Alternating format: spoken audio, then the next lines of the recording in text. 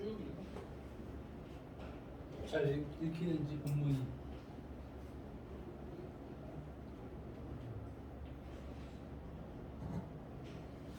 다 읽었니? 다 읽었어?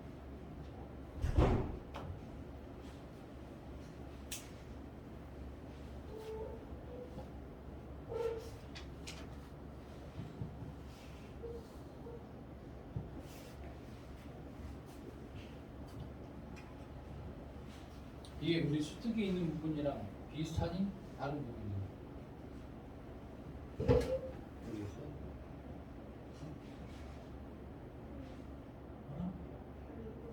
다른 부분이지. 그치? 자, 잠깐 선생님 나오기 전까지 오지니까 같이 볼게요. 같이 봅시다. 자, 수술은 예상 이상의 단시간으로 끝난다. 이 껍비단 이해할 때 껍비단이 무슨 뜻이야? 껍비단. 이인국 박사가 지금 뭐 하는 사람이지? 의사야, 의사. 의사의 러시아식, 소련식 발음이에요. 닥터를 뜻하는. 그래서 위생복을 벗은 이인국 박사의 전신은 온몸은 땀으로 흠뻑 젖었다. 완치되어 태어나는 날 스텐코프 어디 사람인 것 같아? 이름 보니까 소련, 그죠? 스텐코프는 이인국 박사의 손을 부서져라 주면서 외쳤다. 껍비탈리 스바시고 땡큐 이런 것 같아. 자, 이인국 박사는 입을 벌리고 웃기만 합니다. 마음의 감옥에서 해방된 것만 같아요. 이게 뭐야? 아진 다 러시아어 것 같습니다. 오체나라시오. 스탠코프는 엄지 손가락을 높이 들면서 네가 첫째라는 듯이 최고라는 듯이 이인국 박사의 어깨를 치며 칭찬했습니다. 다음날 스탠코프는 이인국 박사를 자기 방으로 불렀어요. 그가 이인국 박사에게 스스로 손을 내밀어 예절적인 악수를 청한 것은 이번이 처음이야. 자기 수술을 해줘서 그냥 그 전에는 이렇게 대하지 않았다는 거지. 잠깐만요. 이제 다시 볼게요.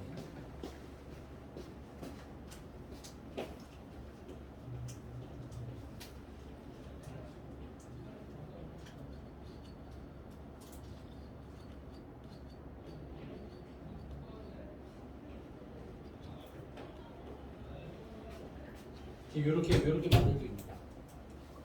교재로. 다르지? 너네 거랑. 이렇게 만들고 있습니다. 선생님만 좋은 거 없어요.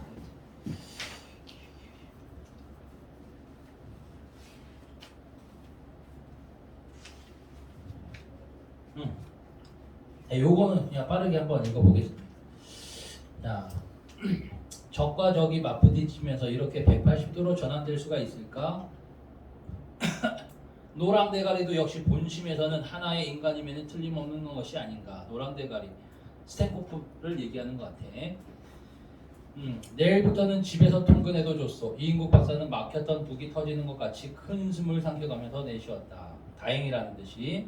이번에는 이인국 박사가 스탠코프의 손을 잡고 스바시보 혹 나한테 무슨 부탁이 없소? 라고 지금 스탠코프가 이인국 박사한테 얘기하는 거야.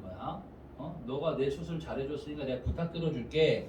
이인국 박사는 문득 시계가 머리에 떠오릅니다. 그러면서도 곧이어 이 마당에 그런 이야기를 꺼낸다는 것은 오히려 꾀지지하게 보이지 않을까 하는 생각이 뒤따랐습니다. 여기 지금 무슨 상황인지 아니 너희들?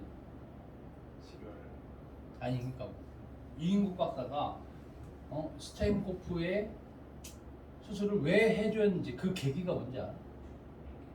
스토리 잘 모르지? 그지? 포로로 잡혀 있는 상황이에요. 포로로 잡혀 있어서 시계랑 뭐 의사 가방이랑 이런 거 다 뺏겼는데 지금 여기에 있는 스탠코프라고 하는 높은 사람이 어디가 아파서 얘가 지금 갇혀 있던 상태야. 근데 내일부터 집에서 통근해도 줬으라고 하니까 엄청 좋아하는 거고. 부탁이 없냐? 시계가 떠올라. 근데 이런 마당에 시계 이야기 꺼낸다는 것은 오히려 꾀지지하게 보이지 않을까 하는 생각이 들다고. 그러나 아무래도 그 미련이 가셔지지 않아. 시계에 대한 미련. 자, 이인국 박사는 비록 찾지 못하는 경우가 있더라도 솔직히 마음속을 털어놓으리라고 마음을 먹습니다. 통역의 보조를 받아가며 시간과 장소를 정확히 떠올리면서 시계를 빼앗긴 경위를 상세히 설명합니다. 스탠코프는 혹이 붙어 있었던 뺨을 쓰다듬으면서 긴장된 모습으로 듣고 있었다. 왜? 엄청난 걸 부탁할까봐.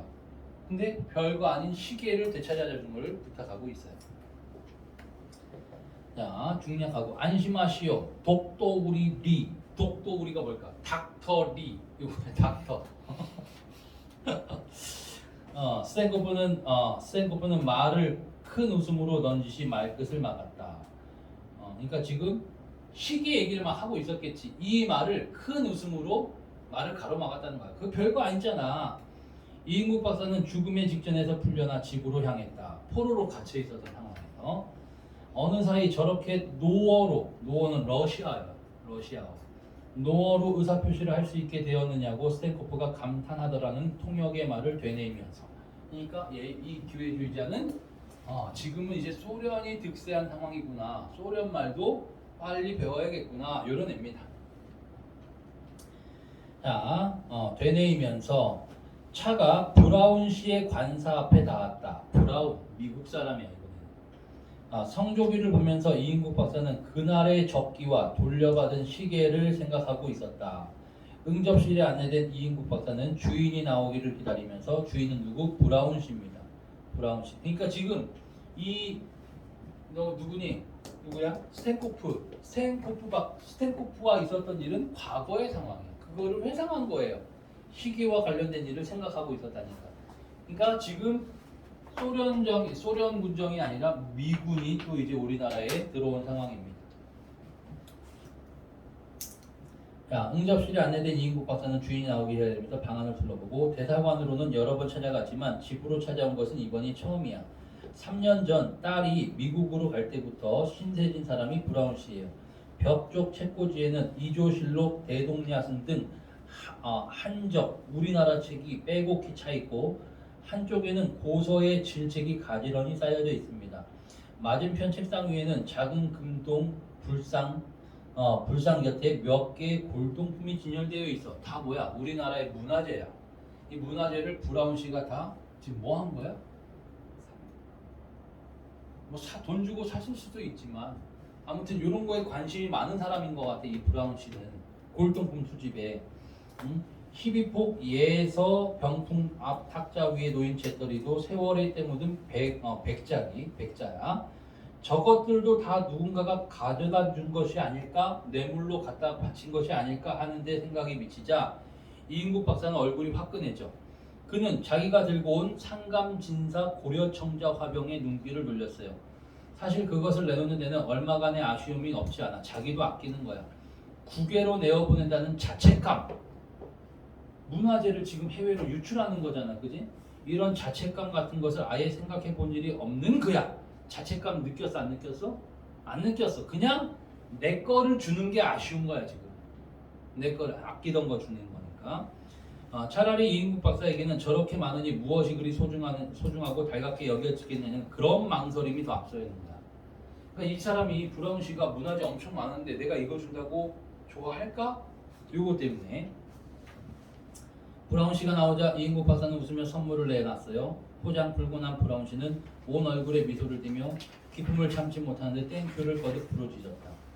참 이거 귀중한 것입니다. 라고 브라운 씨가 얘기하니까, 뭐 대단한 것이 아닙니다만 그저 제 성의입니다. 이인국 박사는 안도감에 있다한 만족을 느끼면서 브라운 씨의 기쁨에 맞장구를 치고, 브라운 씨가 영어 반 한국말 반 반어로 섞어가는 이야기를 들으면서 흐뭇한 기분에 젖어봅니다. 닥터리는 영어를 어디서 배웠습니까? 일제강점기에 일본말식으로 배웠지요. 예를 들면 자또이즈아 카또식으로요. 그런데 지금 발음은 좋은데요. 문법이 아주 정확한 스탠다드 잉글리시네요. 이 말을 들을 때 스탠코프의 말이 떠올랐어요. 그러고 보면 영국의 조상을 가진다는 브라운 씨는 R 발음을 그렇게 나타내지 않는 것 같이 여겨졌다. 영국식 발음이니까. 얼마 전부터 개인 교수를 받고 있습니다. 아, 그렇습니까? 이인국 박사는 자기 어학적 재질에 은근히 자긍심을 느끼고 있어요. 브라운 씨가 부엌 쪽으로 갔다 오더니 양주 몇 병이 놓인 쟁반이 따라 나오고, 마음에 드는 거 먹어라. 보드카 한 잔을 신통한 안주도 없이 억지로라도 단숨에 들이켜야 속이 시원해하던 스탠코프를 브라운 씨 얼굴에 겹쳐 보이고 있다. 혈압 때문에 술을 조절해야 하는 자기 체질에 알맞게 스카치 한 잔을 할 듯이 조금씩 목을 주면서 브라운 씨 이야기를 듣고 국무실에서 통지 왔습니다. 뛸 듯이 깊었으나 흥분을 억제하면서 천천히 겉으로 표시 안 하는 거야. 좋아하는 거 땡큐 땡큐 하면서 수술 후에 스탠코프가 자기에게 하던 방식 그대로인지도 모른다. 자기한테 도움이 되면은 이렇게 도와준다는 얘기죠.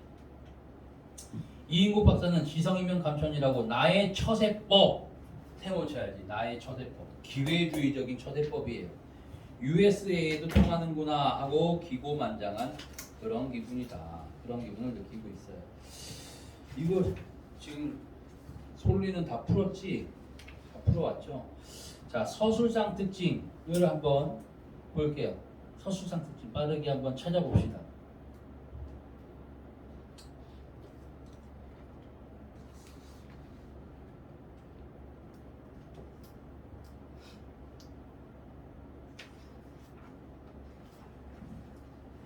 자, 여기서 1번 같은 거, 1번 선지가 지금 액자식 구성에 대한 얘기잖아. 액자식 구성, 그지? 근데 여기 지금 스탠코프와 관련된 이야기 있었고 브라운 씨와 관련된 이야기 있지. 그러면은 하나의 사건 속에 또 다른 사건이 들어가 있는 거니? 아니죠. 그냥 요거는 회상하는 구조로 돼 있었던 거야. 그리고 액자식 구성은 결정적인 차이가 무게감이 다르다고. 요게 핵심이라고. 요게. 그냥 요거는 그냥 여기로 들어가기 위한 장치적인 사건이야. 사건이 다르긴 하지만. 알겠죠? 근데 여기서는 스탠코프와 있었던 사건도 그렇고 브라운 씨와 있는 사건도 다 이인국 박사의 성격을 보여주는 핵심적인 사건이죠. 그러니까 1번 같은 건 지워야 돼요. 바로. 자, 2번도 바로 지울 수 있죠. 상징적 공간 없고요. 객관적이고 중립적인 태도가 아닙니다. 주관적인 태도야. 이 작품의 서술자, 전지적인 서술자는 이인국 박사의 이인국 박사에 대해서 긍정적이니 부정적이니 부정적인 태도로 서술하고 있어요. 오케이? 그래서 3번도 X. 그 다음 어디 있어? 이 페이지가 막 섞여 있네. 4번 보니까 과거와 현재를 대비시키는 구도는 맞죠? 과거에 해당하는 구조 있었으니까.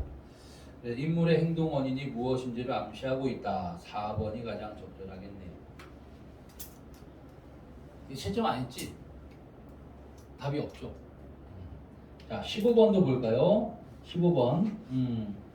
자, 이 작품을 통해서 우리가 깨달을 수 있는 내용으로 적절하지 않은 거야. 깨달을 수 있는 내용으로 적절하지 않은 거야. 자, 이인국 박사는 끝없는 욕망을 보면 이인국 박사의 끝없는 욕망을 보면서 인간이 추구하는 욕망의 끝은 어디일까? 자, 2번. 나는 이인국 박사라는 인물과는 달리 나 자신의 이익보다 이 사회의 이익을 더 중시하고 있는가? 스스로에게 물어봤어. 나는 과연 이인국 박사와 다른가? 라고 물어본 거. 그럼 이인국 박사는 자신의 이익을 더 중요시하는 거니까 일단 적절한 설명이 되는 것 같아요. 3번. 지금의 내가 당대 이인국 박사와 같은 위치에 있었다면, 내가 그 시대의 이인국이었다면 나는 어떤 선택을 했을까도 적절한 설명이 되겠죠. 이인국 박사의 소위 처세론을 접하면서 역사의식이란 피상적이라는 말은 수박 겉핥기 즉 피상적인 이해만으로는 형성될 수 없는 것임을 인식하게 되었다. 이 4번이랑 5번. 이인국 박사와 같이 사익을 위해 문화재를 외국으로 반출했던 사람들이 상당수 있었음을 다른 자료를 통해 확인할 수 있었다라고 돼 있는데 다른 자료를 통해서 확인한 것 요거는 깨달음에 해당하지 않는 거네요. 그러니까 자기 자신에 비추어 봄으로써 깨달음을 얻는 건데 이거는 다른 자료를 통해서 확인하는 거니까 5번이 알맞지 않습니다. 이거는 작품의 내용이라기보다는 보기와 관련지어서 적절하지 않는 거 찾는 거고. 16번. 이인국이 언어에 대해서 품어슴직한 생각. 이인국이 생각하는 언어관에 가장 가까운 것은 4번이죠. 4번. 어떤 세상이든 일제강점기든 소련 시대든 미국 시대든 말만 통하면 나머지는 자연스럽게 굴러들어오게 되어 있다. 그래서 소련이 세력 잡을 때는 소련 말을 열심히 배우고, 그렇지? 그리고 이번에는 영어를 열심히 배우고 있고. 그다음 17번 기억의 기능. 기억이 뭔가요? 이게 기억이 어디 있어? 아 헷갈려. 기억. 시계인가? 시계의 기능으로 적절한 것.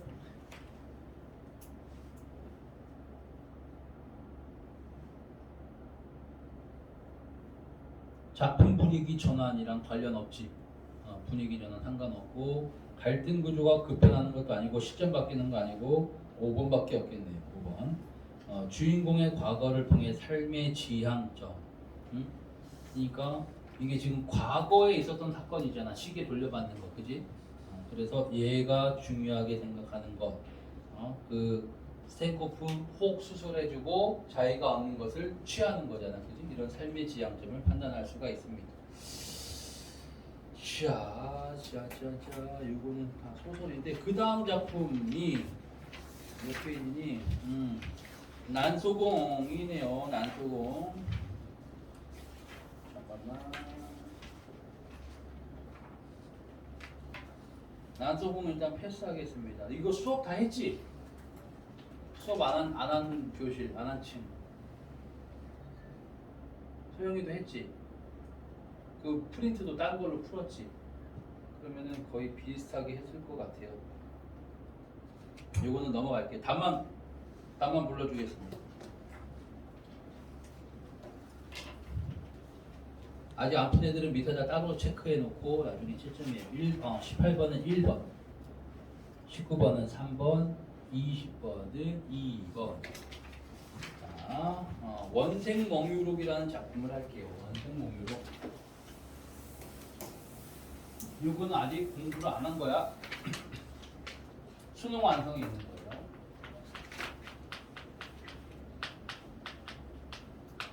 일단 이 작품도 중요하지만 이 몽유록이라는 걸 좀 설명을 해주려고. 그래서 고전 소설 중에 꿈 이야기를 다룬 것, 꿈과 관련된 고전 소설이 크게 두 가지가 있어요.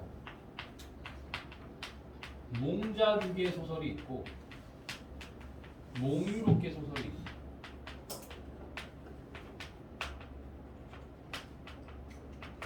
공통점도 있고 차이점도 있어요. 공통점 이런 것들을 좀 알고 있어야 돼.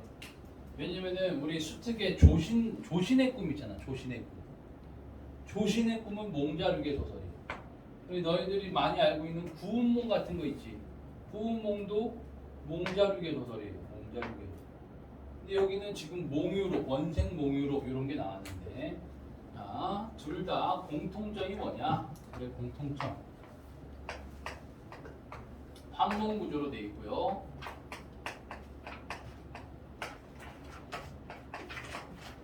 환문 구조. 환문 구조니까 당연히 자연스럽게 액자식 구성이 되겠지. 자, 몽자르게는 차이점입니다. 여기서의 꿈은, 몽자르게 소설에서의 꿈은 깨달음의 기능으로서 깨달음. 자, 몽유롭게 소설에서의 꿈은 깨달음의 기능이 없고 그냥 체험의 공간이에요. 체험.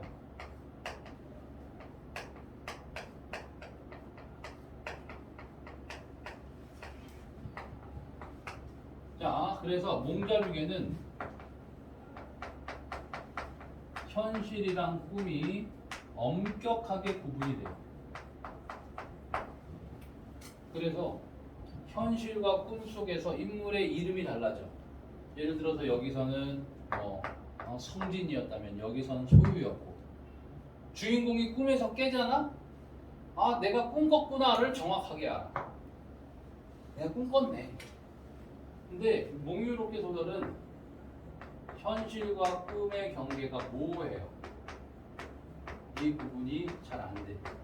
그래서 주인공이 잠에서 깨고 나서도 내가 이게 지금 꿈이야 뭐야 구분을 못해. 그리고 인물의 이름도 똑같이 나와. 알겠죠? 그러니까 몽유록이라는 말이 뭐냐면 꿈에서 논일다, 꿈을 그냥 논일다 이런 뜻이고, 이게 결정적인 차이점이에요. 결정적인 차이점. 자, 원생몽유록은 역사적 사건과 관련된 작품이에요. 선생님, 페이지가 엉망이 되어 있네. 보겠습니다. 요거는 우리 뒤에 문제에 23번의 보기를 먼저 한번 읽어볼게요. 처음 보는 작품입니다. 자, 모뮤록계 소설인 원생모뮤록은 생육신의 한 사람인 원호. 자, 생육신 뭔지 알지? 무슨 사건과 관련돼 있어? 무슨 사건? 무슨 사건?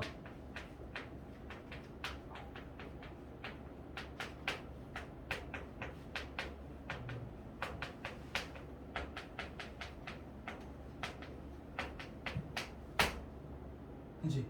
이때 단종 폐위 사건 때 우리가 보통 사육신이 좀 더 긍정적이지. 죽어간 6명의 충신. 생육신은 약간 좀 부정적인 느낌이야 사실. 그죠? 살아있는 6명의 충신인데 그 중에 한 명 우리 유명한 사람 있잖아. 신숙주 같은 사람. 신숙주 생육신 중에 한 명이잖아. 근데 신숙주는 사실 변절의 대표적인 존재야. 너희들 숙주나무를 알지? 숙주나무. 숙주나무를 할 때 숙주가 신숙주에서 따온 거야. 왜 그런지 알아? 숙주나물은 금방 상하거든. 금방 상해. 변절. 그래서 숙주나물이라고 하는 거예요. 아무튼 자 생육신 중에 한 사람인 원호가 주인공인 원자허로 등장하는 거야. 억울하게 임금의 자리를 빼앗긴 단종의 보기를 꾀하다가 실패하고 목숨을 잃은 사육신의 사후 생활을 죽은 뒤의 상황을 상상하는 거지. 마치 꿈속의 체험을 통해서 다시 만난 것처럼 상상하는 거야. 이 사후 생활을 그리는 작품입니다. 강계한 선비인 주인공. 강계가 비분 강계. 불의를 참지 못하는 성격. 강계한 성격인 주인공 원자어죠. 꿈속에서 임금과 사육신을 만나 이야기를 나눕니다. 이처럼 이 작품에서 꿈은 역사적 사실을 문학으로 구현해내는 장치야. 이런 기능을 하고 있고 부조리한 현실을 반영하는 거울처럼 제시가 돼요. 작가는 부조리한 현실, 이 부조리한 현실이 뭐야? 수양대군이 조카의 왕위를 뺏은 사건이 부조리한 사건이잖아, 그치? 이 부조리한 현실을 비판하기 위해 꿈을 이상적인 세계로 그리고 세계로 그리면서 자신의 생각을 밝히기도 하는데 여기서 꿈과 현실이라는 이분법적인 대립이 이루어진다. 그래서 이게 뭐 주인공이 깨어났을 때 명확하게 구분 안 되지만 여기는 좀 부정적인 공간이고 부정적인 현실이고 여기가 좀 더 이상적인 공간이고 왜? 여기서는 사육신과 단종을 만나는 공간이잖아. 그치? 여기는 그런 존재들이 사라진 공간, 죽은 공간. 자, 한번 읽어보도록 할게요. 원자어라는 사람이 있습니다. 그는 강계한 선비로 기계가 몹시 높아 세상에서 용납되지 못했으므로 라는 거는 너무 성격이 칼 같은 거야. 그래서 세상에서 용납되지 못했다, 벼슬하지 못했다는 얘기예요. 벼슬하지 못했으므로 여러 번이나 나은의 슬픔을 품었으며 원원의 가난을 견디지 못해서 아침이면 나가서 밭을 갈고, 자 이런 거는 어휘풀이 보면 됩니다. 뭐 나은, 원원 다 중국 고사에 나오는 인물들이에요.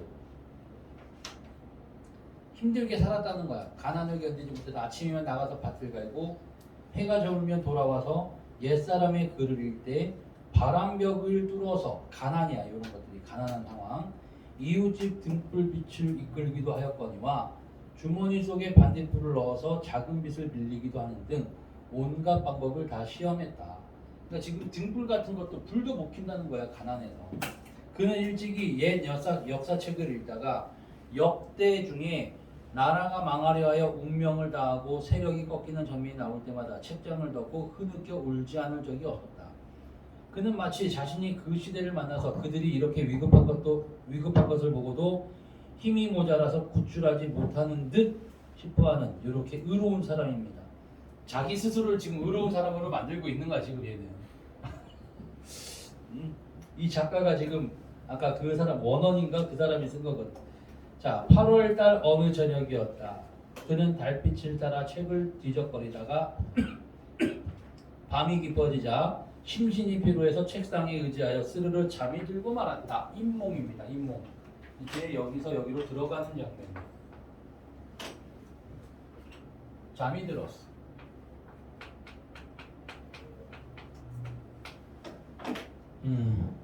야, 벼랑간 몸이 가벼이 떠오르며 아득한 듯이 너울너울 납니다. 꿈속에서의 상황이지.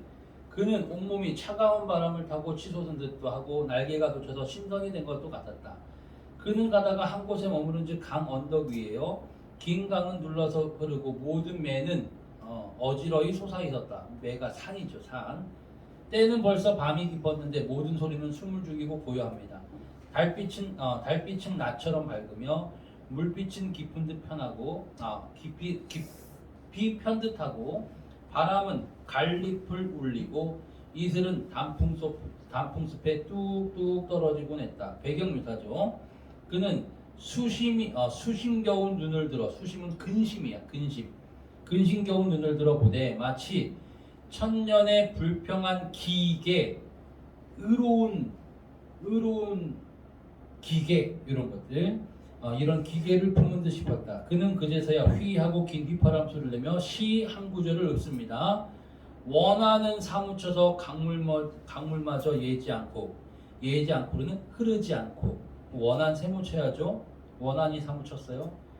갈 곳도 단풍잎도 우수수 우는구나. 감정이입이네. 이곳은 분명히 장사의 언덕이라. 달빛은 희밝은데 아주 밝은데 님은 어디 거니나뇨. 그럼 여기서의 님은 누굴까? 단종이 되겠지. 단종. 좌우를 돌아보며 바자이고 있을 듯. 바자이고 있다라는 것은 여기저기 돌아다닌다는 겁니다. 여기저기 짜돌아다니고 있을 때 벼랑간 발자국 소리가 먼 곳으로부터 가까이 들려옵니다. 얼마 아니 되어 갈 곳 깊은 곳에서 아름다운 사내 하나가 나타나요. 그는 야복에 복건을 썼고 정신이 맑고 눈썹이 빼어나 옛날 수양대군의 유풍을 지녔어. 그런 모습을 지니고 있어요. 그는 좌어의 앞에 나와서 읍하며 인사하면서 어찌 이렇게 늦게 오셨습니까? 전하께서 당신을 기다리고 계십니다. 전하가 누굴까요? 지금 꿈속이잖아. 전하 누구? 단종이지. 단종. 라고 했다. 자어는 그가 산귀신이나 물귀신이 아닌가 하고는 한참을 멍하니 서 있어요. 그러나 그의 얼굴이 준수하고 잘생겨서 행동이 단아한 것을 보고는 자어는 자기도 모르는 사이 마음속으로 칭찬했어요. 따라갑니다. 정자 한 채가 솟아 있어요. 그 위에 임금이 난간에 의지하여 앉아 있고 그 곁에는 벼슬아치의 옷을 입은 5사람. 누굴까? 5사람? 6명 있어야 되는데, 그치? 죽은 6명의 충신이니까, 그치? 응? 아무튼 5사람이 있네요.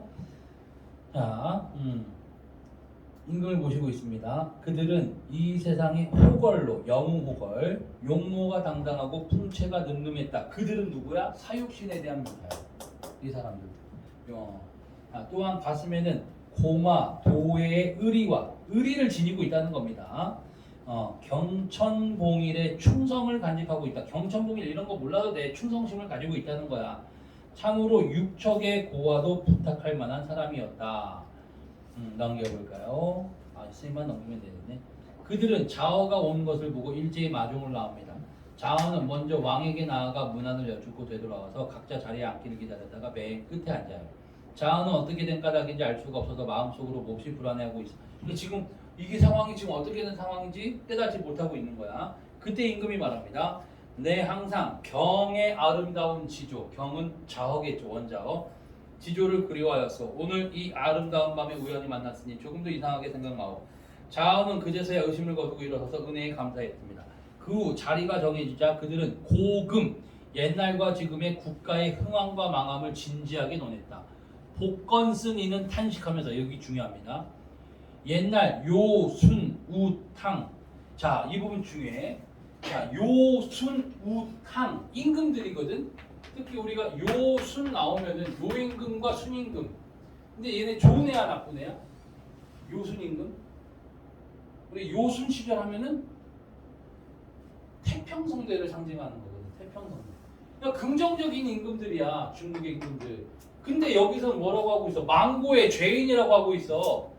요순, 우, 탕, 우임금, 뭐 이런 임금들인가 봐.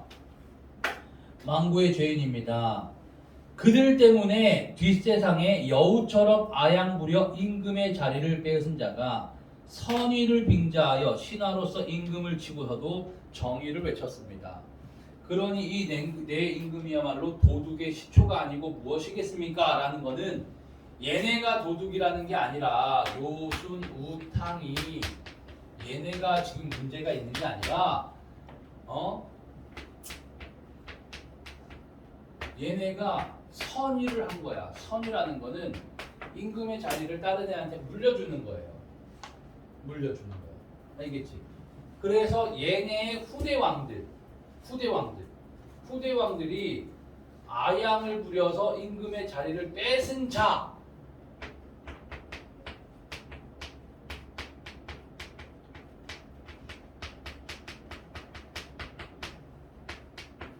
얘네가 도둑이야. 얘네가.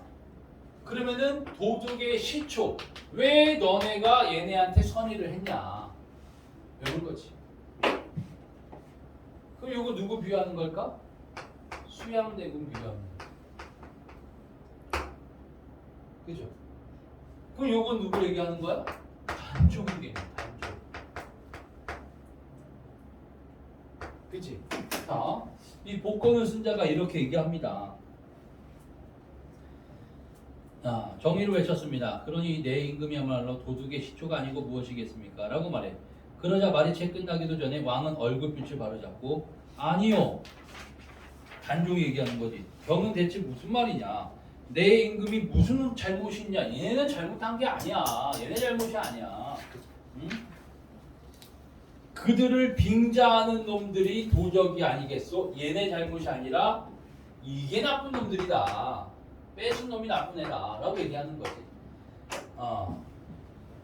그러자 복과 승리는 머리를 조아리고 절하면서 마음속에 불평이 쌓여서 저도 모른 사이에 지나치게 분개했습니다 라고 사과해요. 그러자 임금은 그렇게까지 미안해할 필요는 없어. 오늘은 귀한 손님이 이 자리에 오셨는데 원자어죠. 다른 이야기가 무슨 필요 있겠소. 다만 달이 밝고 바람이 맑으니 아름다운 밤을 어찌 그냥 보내겠소. 사람을 보내 술을 사오겠습니다. 술이 몇 잔 돌자 왕은 흐느끼며 울며말해. 경들은 각자 자기의 뜻을 말하여 남몰래 푸는 원한을 풀어봄이 어떠하겠냐 라고 하면서 수양대군을 비판하는 말을 돌아가면서 합니다. 자, 읊기가 끝나자 만좌는 모든 자리는 흐느껴 옵니다. 얼마 되지 않아서 어떤 기이한 산에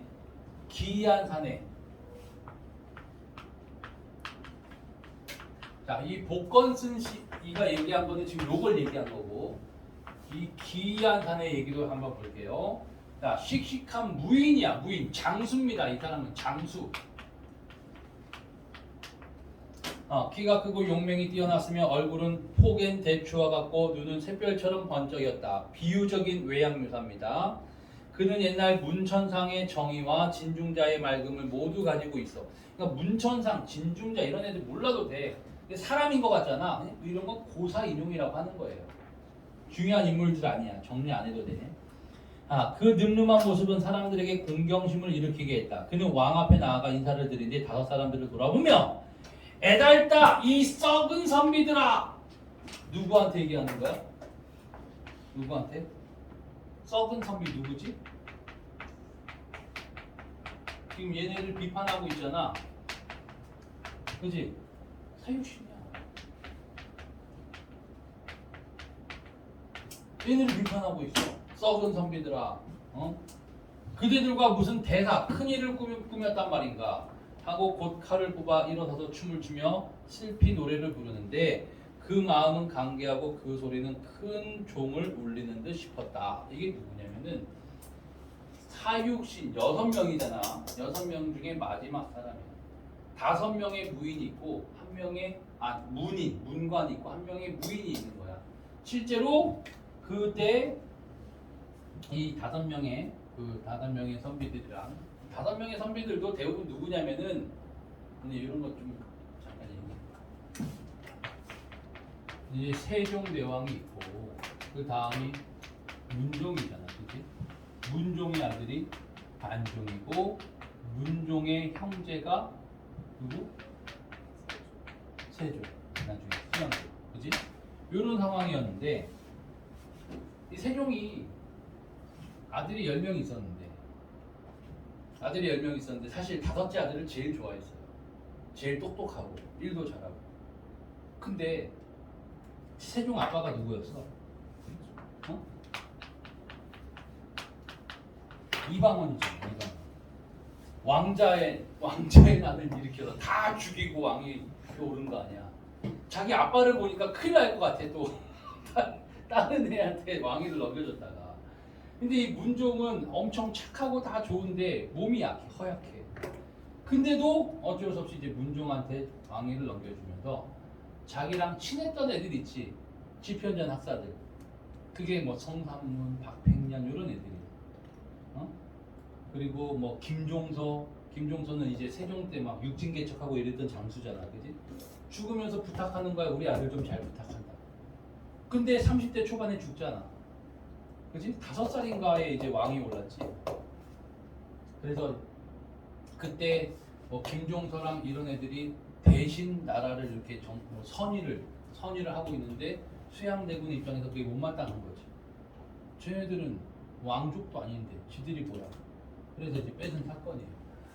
그때 그래서 수양대군이 막 단종을 유배 보내고 이랬었잖아. 죽이기 전에 강원도 영월로 유배를 보냈어. 그럴 때 이 단종을 보기를 깨했던 사람들이 사육시인데 그 중에 한 명이 이 무인이 껴있던 거야. 근데 얘들이 답답해. 나머지 5명이 답답해. 그래서 수양대군 죽인다고 도끼 들고 가다가 그 자리에서 죽임을 당한 게 바로 얘예요. 얘. 인천 빡센 애야. 알겠지? 도끼 들고 가서 안 되겠다. 수양대군 죽이려고 했던 애입니다. 자, 그래서 너네 뭐 하는 거야? 이러면서 나머지 5명한테 뭐라고 하는 겁니다. 자, 그래서 이제 시를 한번 볼까? 바람이 쓸쓸하여 잎이 지고 물결이 차가울 때. 예상적 분위기네. 칼 안고 휘파람 길게 부니 북두성 기울었네. 살아서 충성하고 죽은 굳센 혼을 마음에 품으니 어찌 강이 비친 한 조각 둥근 달과 같겠는가. 노래가 끝나기 전에 가을은 검고 구름이 슬픈 듯 비바람은 트림하듯 큰 소리로 우는데 갑자기 벼락치는 소리가 크게 나 그들은 모두 깜짝 놀라 흩어졌다. 자어도 역시 놀랍게 보니 모두 한바탕 꿈이야. 지금 강몽을 한 거야. 꿈에서 깬 거예요. 자어의 해월거사는 이 꿈 이야기를 전해 듣고 원통하고 분해하면서 예로부터 임금과 신하가 모두 어둡고 흐려 끝내 나라를 엎은 일이 많았네. 쿠데타죠, 쿠데타. 그런데 임금도 현명하고 6신하도 또한 모두 충성스러운 선비였고요. 단종이랑 사육신 다 충성스러운 훌륭한 사람들이었어. 어찌 이처럼 임금이 나올 수 있으며 이처럼 충성스러운 신하들이 있을 수 있겠는가. 그런데도 멸망의 화가 닥쳤으니 정말로 참혹할 뿐이네. 슬프고 슬프니 이것이 정말 하늘의 뜻이란 말인가. 하늘의 뜻이라면 착한 이에게 복을 주고 악한 놈에게 재앙을 주어야 하는 게 아닌가. 만일 이것이 하늘의 뜻이라면 어둡고 막연하여 그 이치를 자세히 알기 어려울 것일세. 이 세상에 한가 지사에 한만 더할 뿐이구려 라고 한탄하면서, 그러니까 꿈속에서의 내용도 한탄하는 거예요. 현실에서도 계속 한탄하고 이런 것들이 이어지는 내용으로 나오는 게 이런 작품의 특징입니다. 자, 그러면은 요 문제는 지금 한번 풀어보도록 할게요. 처음 보는 작품이지만